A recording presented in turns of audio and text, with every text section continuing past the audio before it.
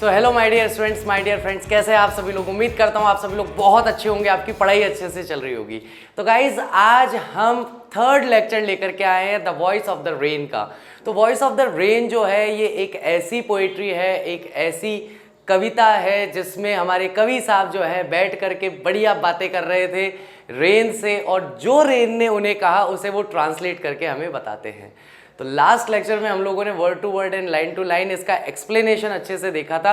आज हम बात करने वाले हैं इसके रेफरेंस टू कॉन्टेक्स्ट एक्सप्लेनेशन के बारे में, और साथ ही साथ इसके लिटरेरी डिवाइसेस भी हम लोग देखने वाले हैं। तो चलिए गाइस शुरू करते हैं आज का लेक्चर।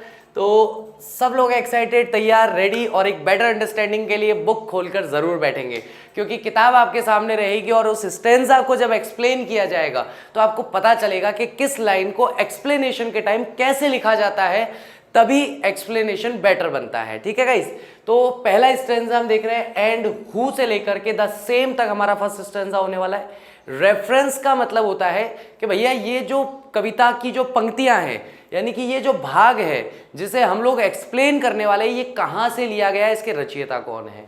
तो these lines have been taken from the poem of the earth composed by Walt Whitman.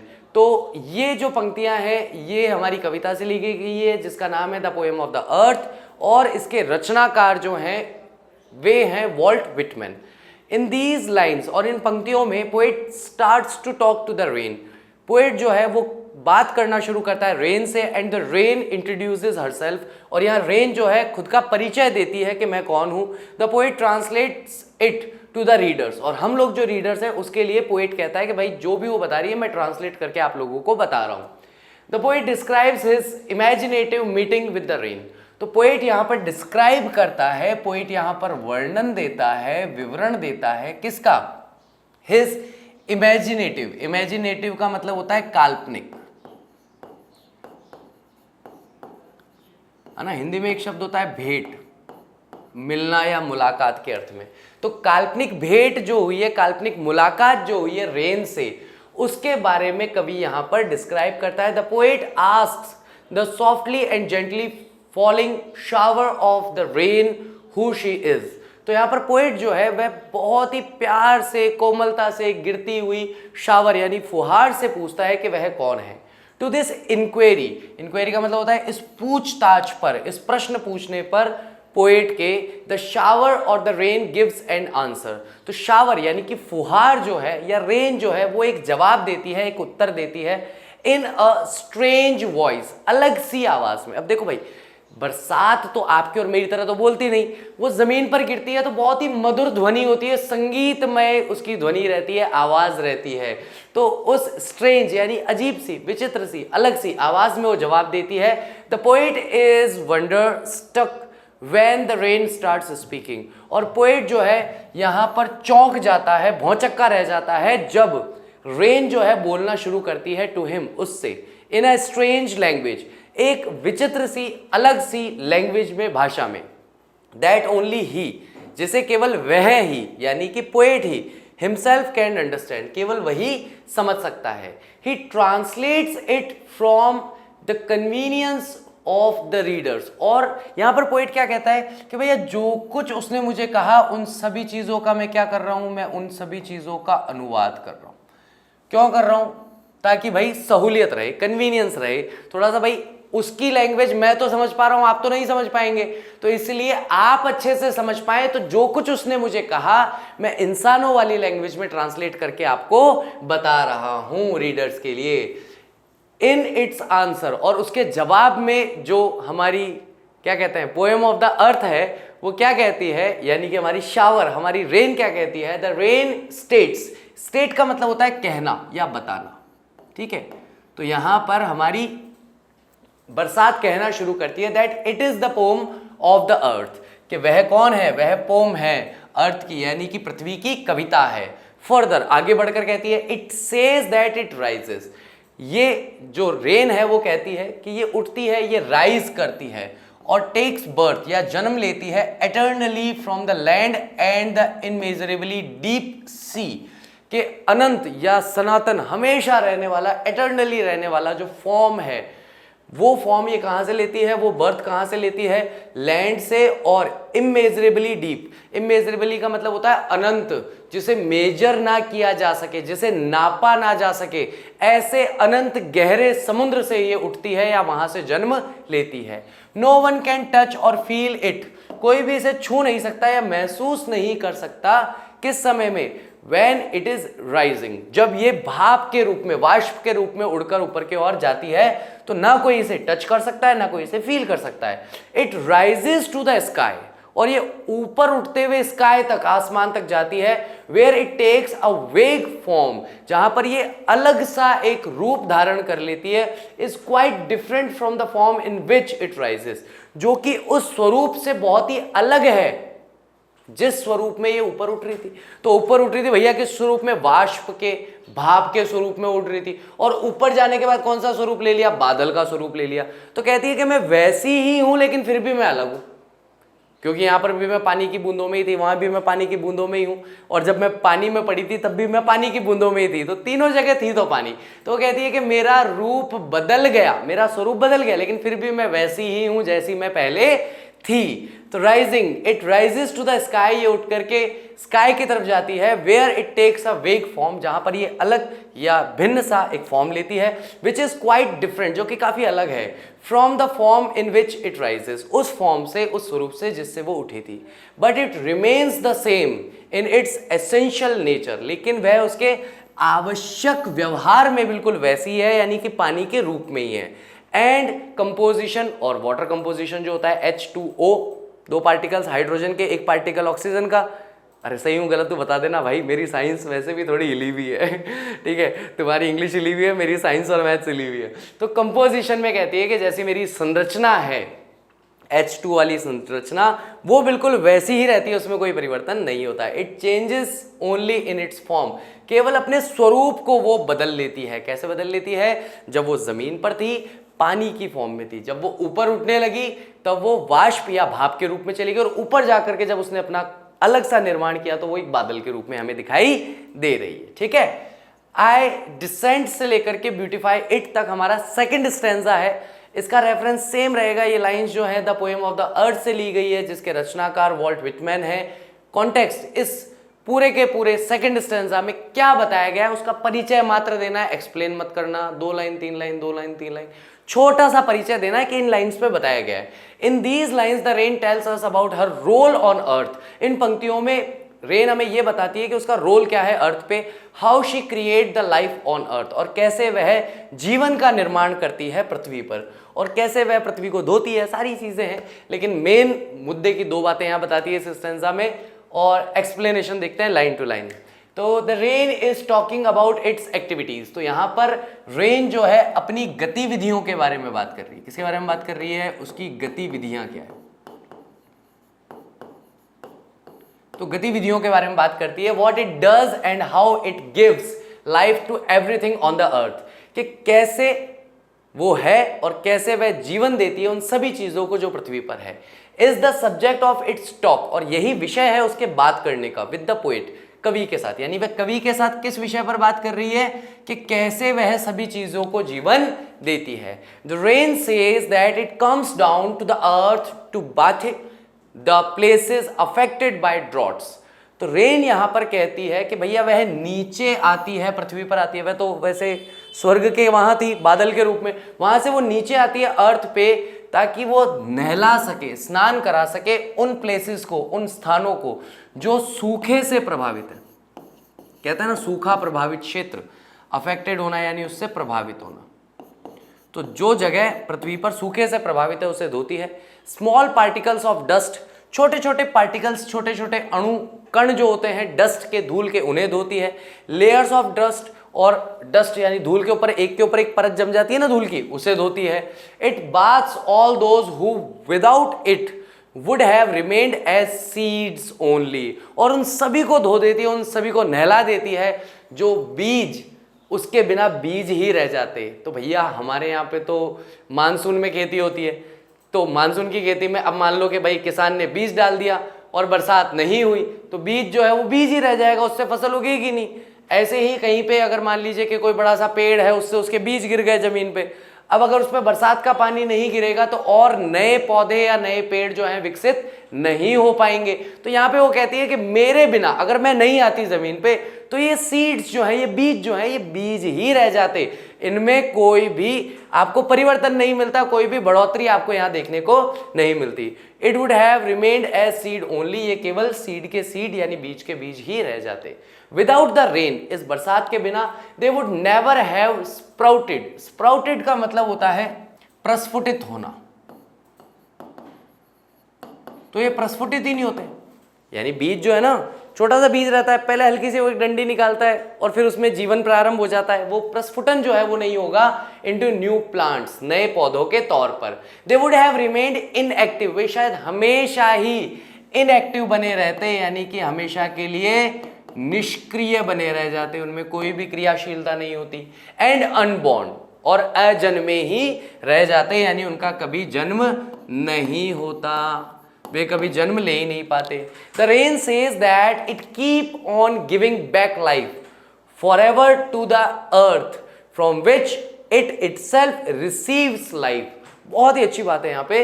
Rain जो है कहती है कि वह अपने खुद के जीवन का जो स्रोत है उसे बार बार जीवन देती रहती है। यानी कि जो लैंड है और जो सी है, जहां से वह उठती है, जहां से उसका ओरिजिनेट होता है, जहां से उसका जन्म होता है, उसी जगह को या उन्हीं जगहों को फिर से पानी देती रहती है ताकि वो फिर से वहां से ओरिजिनेट हो सके। ठीक है, जहां से उसको खुद को जीवन मिलता है। It keeps on making the earth pure and beautiful, और इस प्रकार वह बार बार गिरती है, बार बार उठती है, बार बार गिरती है, बार बार उठती है, बार बार गिरती है। इस तरीके से वह अर्थ को शुद्ध बनाए रखती है और सुंदर बनाए रखती है, शुद्धता और सुंदरता फैलाती रहती है। ठीक है, third and the last stanza हम इसका देखने वाले हैं, फॉर सॉन्ग से लेकर के लव रिटर्न्स तक। बहुत ही प्यारा स्टैंजा है, इसमें कवि के मन की बात है। एक कवि जो होता है ना, आप उसकी कविता के माध्यम से समझ सकते हैं कि उसकी मनोस्थिति कैसी है, उसकी मनोदशा कैसी है। तो यहाँ पर ये चाहता है कि भाई मेरी ये जो लिखी हुई कविता है सभी लोग पढ़ें, सभी लोग जाने इस कविता को, और जब वो पढ़ें जाने, उनके चेहरे पर मुस्कुराहट आए, वो प्रसन्न हो, वो खुश हो। तो जब ये कविता लौट करके वापस मेरे पास आए तो जा तो रही है खाली, लेकिन आए सभी का प्रेम लेकर के, सभी का स्नेह लेकर के वापस मेरे पास आए, मेरे पास लौट जाए। ऐसा कवि यहाँ पर चाहता है, इसीलिए वो इस आखिरी स्टैंजा को ऐसे नहीं लिखता कि भाई ये बात मुझे रेन ने बताई है, उसको अलग से ब्रैकेट में लिखता है कि भैया ये तो मैं सोच रहा हूँ वो वाली बात है। ठीक है, यानी कि अब जो स्टैंजा है, एक्चुअली ये स्टैंजा रेन ने कभी बोला ही नहीं था। रेन ने इससे पहले वाले दो स्टैंजास बोले कि भाई मैं कौन हूँ, मैं पोम हूँ अर्थ की, मैं आती हूँ, गिरती हूँ, उठती हूँ, सब धोती हूँ, साफ सुथरा करती हूँ, सबको नहलाती हूँ, बीजों में से प्राण जो है उन्हें मैं प्रारंभ करती हूँ, बीजों के प्राण को। तो वो सारी चीज़ें जो रेन है वो खुद बोल रही है, लेकिन ये स्टैंजा जो है वो रेन नहीं बोल रही, ये स्टैंजा हमारा पोएट बोल रहा है, हमारा कवि बोल रहा है ये स्टैंजा। तो these lines have been taken from the poem of the earth composed by Walt Whitman. इन लाइन्स में, in these lines, poet compares the rain and the poetry. तो पोएट जो है वो कंपेयर करता है रेन और पोएट्री को।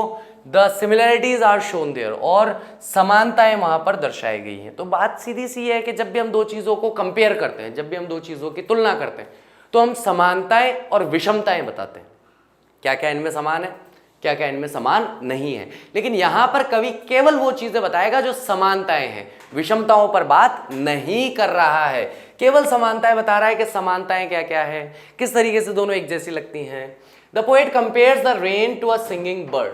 तो यहां पर पोएट जो है वो रेन की तुलना करता है एक गीत गाने वाली या गाने वाली एक पक्षी से, चिड़िया से। A singing bird leaves its nest and wanders about singing its song। तो एक गाने वाली जो चिड़िया है, पक्षी जो है, वो अपना घोंसला छोड़ती है और इधर उधर भटकती रहती है अपने गीतों को गाते हुए। टू अट्रैक्ट इट मेट, ताकि वो आकर्षित कर सके अपने मेट को, अपने साथी को। Then after wandering and the fulfilment of its love, और जब वो भटक लेती है और उसके प्रेम की तलाश, उसके मेट की तलाश जब पूरी हो जाती है, it returns to its nest. तो ये पक्षी वापस उड़ करके क्या करती है, अपनी नेस्ट में, अपने घोंसले में आ जाती है, which is its birth place, जहां इसका जन्म हुआ है। It does not care rather anyone has paid attention to its song और नॉट, और वह बिल्कुल परवाह नहीं करती कि क्या किसी ने उसके गीत पर ध्यान दिया है या नहीं दिया है। It comes back satisfied to its nest, और ये वापस लौट करके आ जाती है सेटिस्फाई होकर के अपने ही नेस्ट पे, अपने ही घोंसले पे। बहुत सारे टीनेजर्स बैठे हैं, बहुत सारे टीनेजर्स की बहुत सारी समस्याएं, कि सर हम भी निकले हैं या हम भी निकली हैं घर से गीत गाते हुए अपने मेट को ढूंढने और वो उस चक्कर में अब जीवन ऐसा हो गया है कि ना तो मेट मिला तो ऐसा मिला कि जीवन ही खराब हो गया, ना पढ़ाई में ध्यान लगता है, ना घर में ध्यान लगता है, ना किसी चीज़ में ध्यान नहीं लगता। तो ये आप लोगों के लिए ये समय उचित नहीं है इन सब चीज़ों के लिए। आपको अभी अपने मेट की तलाश नहीं करनी है, ठीक है। वो पक्षी है, उसको स्कूल नहीं जाना, उसको होमवर्क नहीं करना, उसको शाम को बैठ करके और सारे के सारे लेक्चर्स नहीं देखने 4 बजे से 9:30 बजे तक। उसके जीवन में वो समस्या नहीं है। उसके जीवन में 2 ही समस्या है मुख्य रूप से, कि भाई खाना है और मेट ढूंढना है। आपके जीवन में खाने और मेट ढूंढने के अलावा भी कुछ चीज़ें हैं, तो उन पर ध्यान दो। अभी खाना और मेट ढूंढने वाली स्थिति में आप नहीं हो। जब आओगे तो अपने आप आपको आपका मेट मिल जाएगा ना। कहते हैं कि भाई भाग्य आपको जिससे मिलाता है वो इंसान थोड़ा अलग होता है, और जिसको आप अपनी ज़बरदस्ती से हासिल करने की कोशिश करते हो, प्राप्त करने की कोशिश करते हो, वो इंसान थोड़ा अलग होता है। तो इसलिए थोड़ा सा इस चीज़ को ढीला छोड़ना चाहिए कि हाँ ठीक है भाई, जैसे इस पक्षी को गाते गाते अपना मेट मिल गया, आपको भी मिल जाएगा आपका सही समय आने पर। थोड़ी प्रतीक्षा है ना, थोड़ा धैर्य। सिमिलरली, बिल्कुल समान रूप से, रेन जो है, बरसात जो है, having risen from the earth, वह पृथ्वी से उठती है जो उसका बर्थ प्लेस है, returns to it after giving life to every particle on the earth, और पृथ्वी पर जितने भी पार्टिकल्स हैं, जितने भी अणु हैं, उन सबको जीवन देने के बाद वापस लौट आता है। It feels happy and satisfy having done it duty, और जो रेन है उसे बहुत ही प्रसन्नता होती है और वो बहुत ही संतुष्ट महसूस करता है जैसे कि उसने अपना कर्तव्य, अपनी ड्यूटी को कर दिया हो। These lines can be given a different meaning, ये लाइन्स जो हैं ये एक दूसरा या अन्य अर्थ भी दे सकती हैं। A song comes out of a poets heart, जैसे कि एक गीत, एक संगीत जो है, यानी कि एक कविता जो है वो पोएट के हार्ट से निकलती है। जैसे कि जल निकलता है कहाँ से? पृथ्वी से। जैसे कि पक्षी कहाँ से निकलता है? नेस्ट से। तो तीनों चीजें सेम हो गई, ठीक है। इट्स बर्थ प्लेस, जो उसका जन्म स्थान है। The poet sings his song, तो पोएट अपना गाना गाता है, अच्छे से गाता है, जैसे पक्षी गा रहा है, किसी ने सुना नहीं सुना कोई फर्क नहीं पड़ता। जैसे बरसात हुई, किसी को बरसात अच्छी लगी, ठीक है, बुरी लगी, ठीक है, बरसात को क्या फर्क पड़ना है? बरसात को कोई फर्क नहीं पड़ता, उसके ओरिजिन स्टेट को भी कोई फर्क नहीं पड़ता। तो भैया वह जैसे पोएट है अपना गाना गाता है, and scatters it's strains on the earth, और उसके जो अवशेष हैं या उसके जो चिन्ह हैं वो पूरी पृथ्वी पर बिखेर करके छोड़ देता है। He does not care rather anyone is listening to his song और नॉट, वह बिल्कुल इस बात की परवाह नहीं करता कि क्या कोई इसका गाना सुन रहा है या नहीं सुन रहा। After he has sung his song, जब वह अपना गाना गा लेता है, it settles back into his heart, तो वह गीत वापस उसके मन में, उसके हृदय में अपना स्थान बना लेता है। Which is its birth place, जो कि उसका जन्म का स्थान है। द सॉन्ग, वह गीत, लाइक द रेन, बिल्कुल बरसात जैसा, keeps rising again and again, keeps the poets heart pure and happy, वह गीत बिल्कुल बरसात की तरह बार बार उठता है, बार बार उसके मुंह पे आता है, बार बार वो गाता है और सभी चीज़ों को सेटिस्फाई करता है और पोएट के हार्ट को प्योर और हैप्पी बनाए रखता है। इसी तरीके से पोएट यहाँ पे कंपेयर कर रहा है कि जैसे वो चिड़िया है, जैसे वो पक्षी है, वैसे ही बरसात है और वैसे ही मेरे हृदय से निकला हुआ ये गीत है, ये कविता है।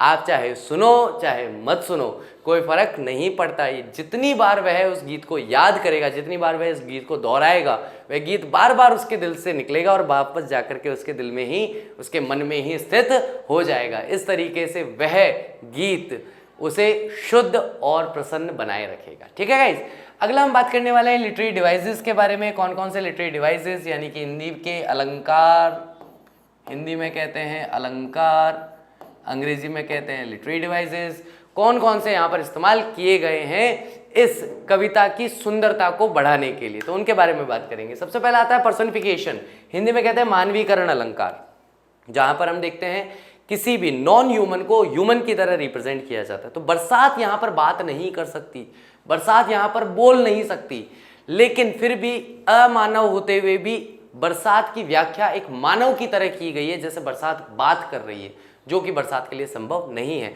तो यहाँ पर एक अलंकार देखने को मिला जो है पर्सोनिफिकेशन गिविंग ह्यूमन क्वालिटीज, जहां पर हम मानवीय गुणों को देखते हैं। I am the pome of the अर्थ। बरसात कभी ऐसा नहीं कहती, बरसात तो छपक छपक छुप छुप छप छप, बस बरसात की लैंग्वेज इतनी है, वो आपकी और मेरी तरह इतना नहीं बोलती है वो, ठीक है। I descend to leave the droughts, मैं नीचे आती हूँ सूखे को धोने के लिए। I give back life to my own origin, मैं जीवन देती हूँ। भाई तू जीवन नहीं भी देगी, नहीं देना चाहेगी तो भी क्या होगा, जाना तो वापस जहां पर जल के स्रोत है वहीं पे पड़ेगा। तो तीनों लाइनों में हम देखा कि भाई यहां पर क्या है, ह्यूमन क्वालिटीज बताई गई है रेन में, जबकि रेन जो है वो ह्यूमन नहीं है। सेकंड है इमेजिनरी, यानी कि कल्पना शक्ति। सबसे पहली बात यह है, सॉफ्ट फॉलिंग शावर जो है वो उससे बातें कर रहा है। धीरे धीरे गिरती हुई रेन मुझसे कहती है, जैसे उसने कहा ना मुझसे कहती है, बात ही खत्म हो गई। भैया आप कल्पना कर रहे हो, आप इमेजिन कर रहे हो कि बरसात आपसे कुछ कह रही है। बरसात किसी से कुछ नहीं कहती, बरसात को किसी से कोई काम नहीं है। तुम अपनी लाइफ में मस्त रहो, वो अपनी लाइफ में मस्त है। तो इसलिए ऐसा कोई लोड नहीं है बरसात के ऊपर कि वो आके तुम्हें कुछ बताए, तुम उससे पूछो अच्छा तू कौन है। बरसात, तुम तो फालतू बैठे हो बरसात के टाइम में, बरसात भी इतनी फालतू है कि तुम्हारे को जवाब दे रही है अच्छा मैं तो पोयम हूँ अर्थ की। उतना कलेश नहीं है बरसात के साथ, ठीक है। तो यहाँ पे वो कहती है कि भैया जैसे कहा ना कि सॉफ्ट फॉलिंग शावर जो है उसने कहा, उसने रिप्लाई दिया, उसने जवाब दिया, वैसे ही इमेजिनरी आ गया। मेटाफर किसी चीज को कंपैरिजन करना, दो ऑब्जेक्ट्स को बिना यूजिंग किए लाइक या एज का इस्तेमाल किए बिना, क्योंकि लाइक या एज का इस्तेमाल अगर कर दिया तो फिर मेटाफर में ना जाकर सिमिली में चला जाएगा, क्योंकि तुलना कर रहे हैं और तुलना के अंदर like as, as like as या एज लाइक का इस्तेमाल हो गया, तो इसका मतलब मेटाफर नहीं है, सिमिली है। दो चीजों में तुलना की जा रही है लेकिन लाइक और एज का इस्तेमाल नहीं किया जा रहा है, इसका मतलब काम तो वही हो रहा है लेकिन अलंकार बदल गया। अलंकार यहां पर मेटाफर हो जाएगा, सिमिली नहीं रहेगा, ठीक है। आई एम द पोएम और द अर्थ, अब वो ये नहीं कह रही है कि मैं अर्थ की पोयम जैसी हूं, नहीं, वो कह रही है मैं अर्थ की पोयम हूं। तो यहां पर कंपैरिजन हो रहा है। एक तरफ तो वो कहती है कि भाई मैं कौन हूं, तो मैं अर्थ की पोयम हूं, और एक मैं अर्थ की पोयम जैसी हूं। अगर वो कहती कि I am as the poem of the earth, तब तो हो जाता सिमिली, लेकिन उसने अपने आप को यहां पर सीधा पोयम ऑफ द अर्थ कह दिया, इसलिए यहां पर मेटाफर हुआ है। नेक्स्ट है हाइपरबोल, किसी चीज को बड़ा चढ़ाकर बताना, है ना। किसी भी चीज को जब हम एग्जरेट कर देते हैं, आवश्यकता से अधिक बोलचाल में, बोलचाल की भाषा में बहुत ज्यादा बड़ा चढ़ाकर उसे बता देते हैं कि भाई आपके जो पिताजी हैं वो कैसे हैं, अरे वो दिखने में ऐसे हैं, लंबे चौड़े, बिल्कुल महाराणा प्रताप की तरह 70 किलो का भाला लेके चलते हैं। तो ये बड़ा चढ़ा के बता दिया आपने, ठीक है। तो जब हम किसी चीज को आवश्यकता से अधिक बढ़ा चढ़ाकर बोलते हैं तो वहां पर हमारा हाइपरबोल हो जाता है। Exaggeration of something, exaggeration of something to give great effect, ताकि बहुत ग्रेट इफेक्ट उसमें मिले। बॉटमलेस सी, कोई भी सी बॉटमलेस नहीं है, मिल नहीं रहा होगा उसका बॉटम, वो अलग बात है, लेकिन बॉटमलेस तो नहीं होता। सी के नीचे बॉटम तो होता ही है, यानी नीचे तल तो कहीं ना कहीं तो आएगा। तो वही चीज है बॉटमलेस सी, जब बोला गया तो हाइपरबोल हो गया यहाँ पे। फिर है antithesis, opposite on the same line, यानी कि एंटीथेसिस तब आता है जब हम एक ही लाइन में दो ऑपोजिट शब्दों का इस्तेमाल कर ले, अच्छा बुरा, सही गलत, कर्मण्य अकर्मण्य, स्वीकार्य अस्वीकार्य। तो यहाँ पर ऑपोजिट वर्ड जब एक साथ यूज हो रहे होंगे तब ये आएगा। तो यहाँ per day and night opposite है, रेक्ड एंड अनरेक्ड जो है वो भी ऑपोजिट वर्ड्स है। फिर आता है एलिट्रेशन। एलिट्रेशन क्या होता है, कॉन्सोनेंट साउंड जो है वो बार बार आ रहा हो, बिगिनिंग में आ रहा हो, शुरुआत में आ रहा हो, दो या दो से अधिक वर्ड्स में, वो भी एक ही लाइन में, जैसे कि सॉफ्ट शावर, ठीक है। तो सॉफ्ट में भी स का साउंड है, शावर में भी स का साउंड है। स का साउंड एक कॉन्सोनेंट साउंड होता है। तो यहां पर सॉफ्ट और शावर दोनों एक साथ इस्तेमाल हुए हैं, वो भी एक ही लाइन में, इसका मतलब एलिट्रेशन हुआ है। जरा मुझे कमेंट करके बताइए कि अगर ये कॉन्सोनेंट साउंड की जगह यहां पर कोई वाउल साउंड होता, जैसे हम वॉवेल बोलते हैं, तो वाउल साउंड होता है या वॉवेल साउंड होता, और अगर उसका रिपीटेशन हो रहा होता तो कौन सा लिटरेरी डिवाइस होता? कमेंट जरूर करना मेरे को, है ना, चाहे तो ढूंढ के कर देना, कोई दिक्कत नहीं। अभी जिसको याद है वो डायरेक्ट कर सकता है, जिसको याद नहीं है वो ढूंढ के कर सकता है, ओके। लेकिन कमेंट जरूर करके बताना, मैं देखना चाहता हूँ कौन कौन से स्टूडेंट है जो यहाँ तक लेक्चर देखते हैं और यहाँ तक का लेक्चर उन्होंने पूरा देखा है, ठीक है। तो जो कमेंट करेंगे मुझे पता पड़ जाएगा कि हाँ ये तो हैं। स्टार्टिंग में जिसके आने होंगे वो 1-2 दिन में आ जाएंगे, तो पता चल जाएगा कि कौन कौन एक्चुअली बहुत ही सिंसियरली लेक्चर को अटेंड कर रहा है, ठीक है। तो अगर यहाँ पर कॉन्सोनेंट साउंड नहीं होता, अगर यहाँ पर वाउल साउंड होता, तो कौन सा लिटरेरी डिवाइस होता, ठीक है। और इसका एग्जाम्पल भी देना मुझे with example, okay. Repetition of vowel sound में कौन सा लिटरेरी डिवाइस होगा और उसका 1, 2, 3, 4, 5 जितने आपकी मर्जी हो उतने एग्जाम्पल देना। उम्मीद करता हूँ आज का लेक्चर आप लोगों ने अच्छे से समझा होगा, अच्छे से एंजॉय किया होगा। Thank you very much. I will see you soon in my next lecture. Till that take care of yourself. Bye bye. I will see you soon.